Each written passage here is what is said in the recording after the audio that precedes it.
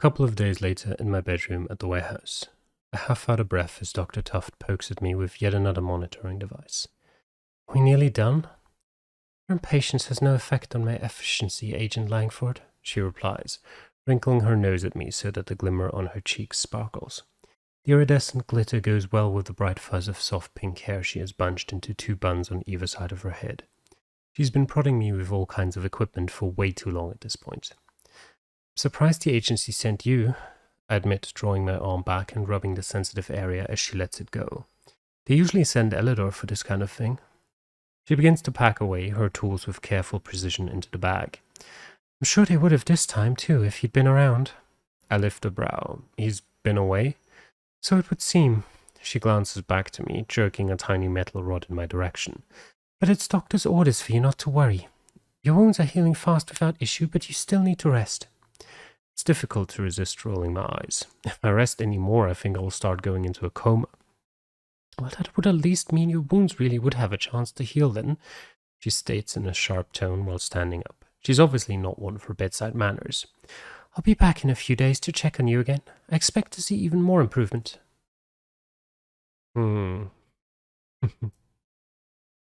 Yes, ma'am, I reply sharply, giving a mock salute. No problem, ma'am. Apparently the sarcasm didn't hit its mark, as she gives a pleased nod at my reply. Good. At least confining you to this house will allow you to heal quicker than out in the field. I roll my eyes and sink a little further back into the bed. Please don't remind me. A couple of hours after getting back to the warehouse, I was told that an order had come in from the chamber. Apparently the incident with Sin has them frightened enough to pull me out of missions. But not only that, I have to stay in lockdown in the warehouse until further notice, unless accompanied by a member of Unit Bravo. Well, that didn't help the previous 4 times, which is going to make heading back to work when I can an interesting prospect. Hopefully the agency's cover at the station stands up to Captain Sung's scrutiny. The chamber are doing what they think is best for you, she states. Having you out in the field right now is risky enough if you are at full strength. I give a slow nod, staring down at the floor as she talks. I'll see you soon, she says in goodbye, and I listen as her soft footsteps head toward the door as she leaves. I flop back onto my bed, then wriggle up a little to find a pillow, ignoring the ache which stabs into my ribs at the motion. At least if I have to be on house arrest, it's here. I think I'd go stir crazy shut up in my tiny apartment. I'm sure I'll find plenty to keep myself occupied with here. A few days later at the warehouse, and completely and utterly bored. There's the gentlest of breezes outside, rustling through the trees and scattering a few blossoms into the air. I try to imagine what it would feel like to have the fresh warmth of it across my skin instead of the same air inside this place. Okay, so the warehouse is always fresh. I don't know how they do it, but the temperature is always perfect and the air is never stagnant, even with there being no windows. I've seen no signs of any air conditioning or even fans, so I'm assuming it must be magic at this point. The fact that I go with magic as a genuine answer to things nowadays just shows where my life is at. The monotony of the past few days has only been broken when Unit Bravo come back from patrols, but those moments are few and far between at the moment. With everyone on high alert, the patrolling has increased. For our calls regularly, though, something I'm currently waiting for as I sit in the window seat, staring out of the window at the forest beyond, my phone in my lap. So when the door flings open and Farah comes bursting through, I almost fall from the seat in shock. I thought you were on patrol, I ask, picking up my phone from where it fell to the ground in my surprise. She moves further into the room with a barely concealed mischievous smile. I figured I'd pass on that today. I stand with a frown. Why? Because you need me more right now, she explains with a shrug. You've looked so bored and cooped up here that I know you need some kind of amusement. And who's more fun than me? And I definitely can't think of anybody more modest either. I joke, winking as I let the chuckle escape. Mock me all you like, but I know my worth, she says with a smile. I shake my head with a faux gasp. Mock you? Never. Uh-huh, she replies with a brow arched. You know this is all going to bite you in the ass when it's my turn for some teasing, right? My chuckle turns to a true laugh for a moment. I do really appreciate you staying behind to hang out with me. She moves close to wrap her arms around me and wiggle her nose against mine. What are girlfriends for, right? So, do you have a plan for today, or... She moves back and flings her hands up with a burst of enthusiasm. Of course I do, come on. She reaches out to take my hand, tugging me forward, so I follow. Is it far? I ask as we head through the living room to the foyer. She looks back to me over her shoulders with a smile. Not far at all. And she really meant it. We head up the stairs and come to a stop at Farah's bedroom, where she opens the door to reveal a cave of darkness. Oh, right, sorry. She flicks on the lights, making me blink as my eyes adjust. The curtains are tightly drawn, but the lamplight means I can see the unexpected surprise.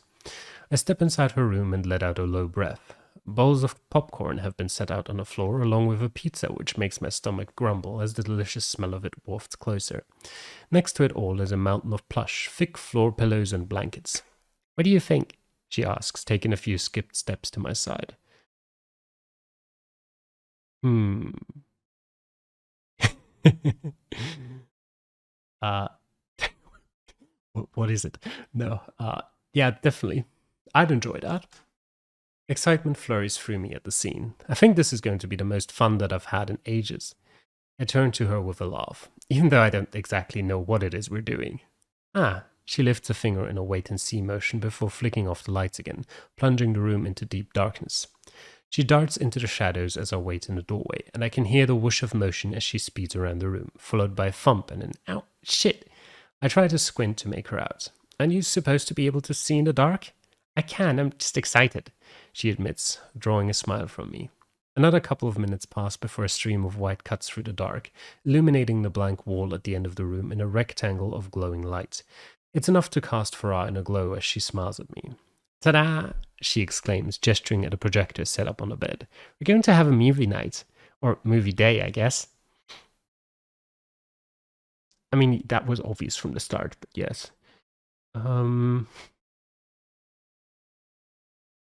Sure. Oh, come on, Jules, really. I step further into the room with a nod. This will be the perfect way to distract from the boredom. Exactly what I was thinking, she adds. Who doesn't love a good movie night? Or movie day, I repeat her words from earlier, making her chuckle. Her laughter is a sound that always makes my body glow with happiness. She moves towards a tall stack of DVDs. We don't get time to watch movies or TV, so it's nice to get this chance with you. Ah, so it's not at all about breaking my boredom, but yours too, I tease. She shrugs. Nah, it's more about just getting any chance I can to spend time with you. I shift on the spot. It's still odd to be around someone who just blurts out exactly how they feel. Most people are so guarded. So, here, she moves towards a tall stack of DVDs and grabs up an armful. You get to choose. Well.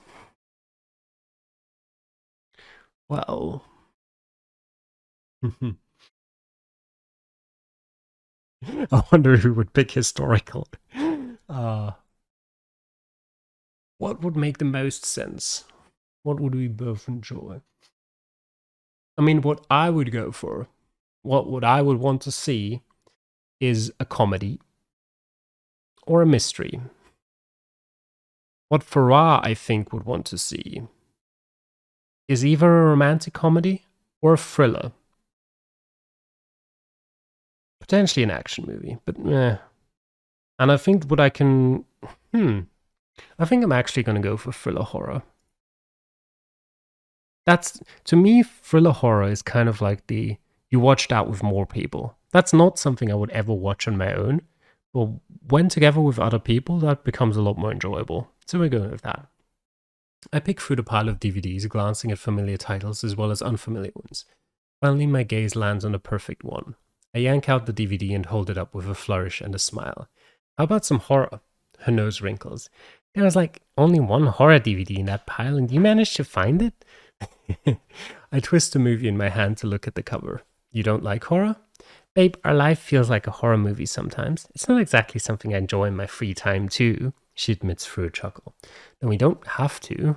I make to put the DVD back when she tugs it from my grasp. No, I said you could choose and I meant it. She moves towards the projector. Horror it is. I settle down onto the thick rug, getting almost smothered by the amount of cushions piled around us, and lean back against the footboard of Farah's bed. It's certainly comfier than I was expecting. As Farah springs over the end of the bed and lands on the cushions beside me, I focus on the movie. No, yeah, let's go with that. When she settled into the plump cushion mountain, I shift myself over and snuggle up against her, resting my head against her shoulder. Oh, I thought this part didn't come until later into the movie, she comments, wrapping a warm arm around my shoulders to encourage me even closer. I like this. I let out a contented sigh, watching as the title screen begins to play. About 10 minutes into the movie, Farah stretches a hand out to grab some popcorn, piling it into her mouth. It's only a second before it comes tumbling back out with a splutter.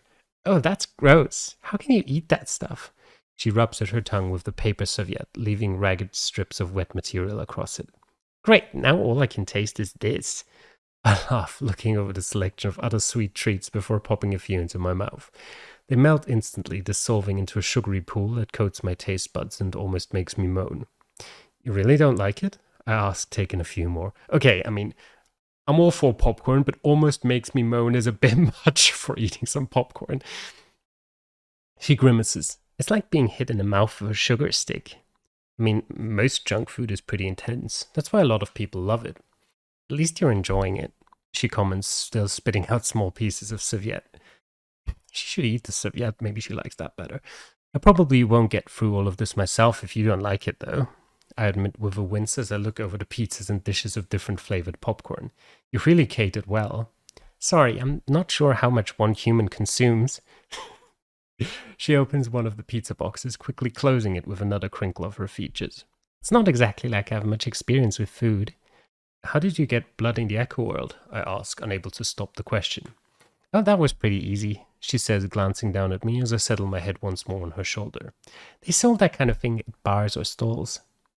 I blink at the idea. So just bags of blood on sale anywhere? She laughs. Of course not. It came in bottles. Because that makes the image so much easier to process. I keep the thought to myself as she gazes ahead, the glaze of memory misting across her eyes. There are also people willing to sell or donate that kind of thing. You know, fresh from the source. But usually the vampires at home would only drink from people they had a bond with. An uneasy ripple crawls across her features for a moment. I arch a brow. Did you have someone you were bonded with? She shakes her head. No, but I knew some people who were. Didn't always end the best. Oh, look what's happening now. Her body jerks forwards as she stares intently at the movie, almost sending me toppling. Luckily, the cushions make for a pillowy, soft landing next to her. She's either super into the movie or really eager to change the subject. An hour later. The movie is really into its stride and Farah is captured by it, whereas I'm much more captured by her. There's something about Farah that makes it almost impossible to concentrate on anything else when she's around. My whole body seems drawn closer to hers, my thoughts revolve around what she's doing, and my heart thumps against my ribs in some vain attempt to be closer to her. The consuming sensation of it is not something I've experienced with anyone before. It's amazing, it's overwhelming, and it's utterly addictive. I smile giddily as I watch Farah clutch a cushion to her chest and half hide behind it. I can't watch, she squeaks, turning to me, her brows shooting up as she finds my gaze already on her. I clear my throat and drop my gaze, grabbing a couple of pieces of popcorn to distract me. If you find me more interesting than the movie, babe, you just have to say, she comments with a growing grin.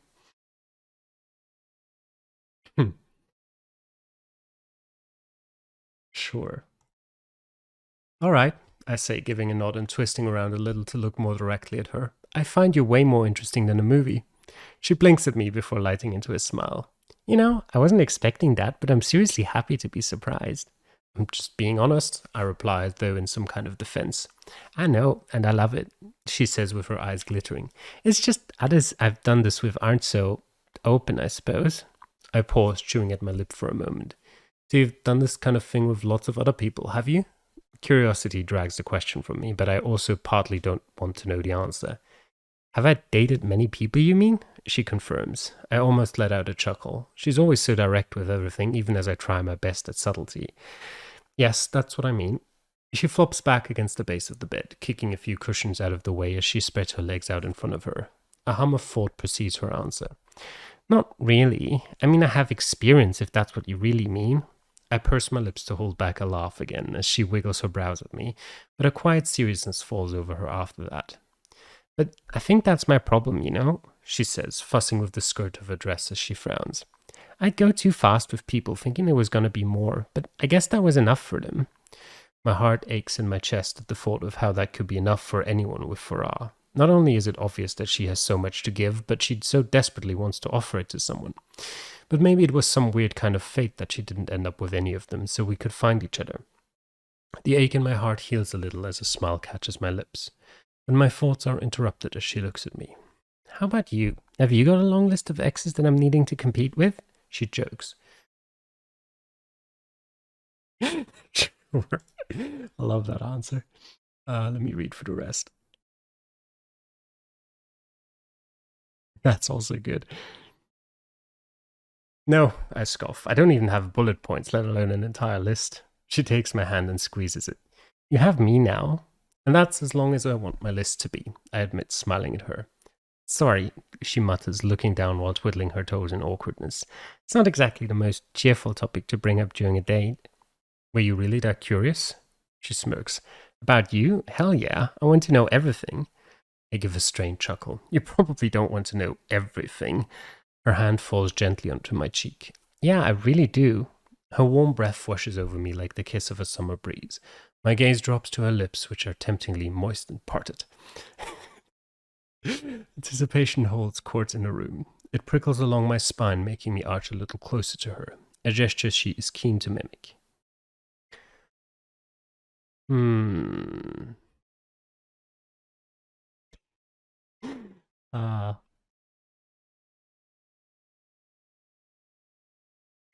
Hmm.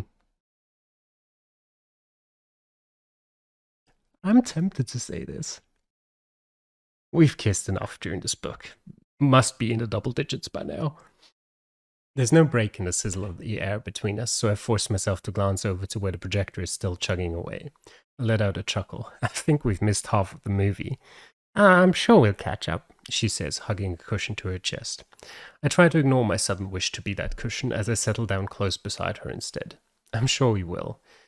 Unfortunately, the movie ends soon after, and it's more than obvious neither of us are ready to leave the other yet, so we put on another, then another, and another. The day turns to night, and the night turns to morning. I've never been so happy to be so tired as long as it's with her. Next chapter.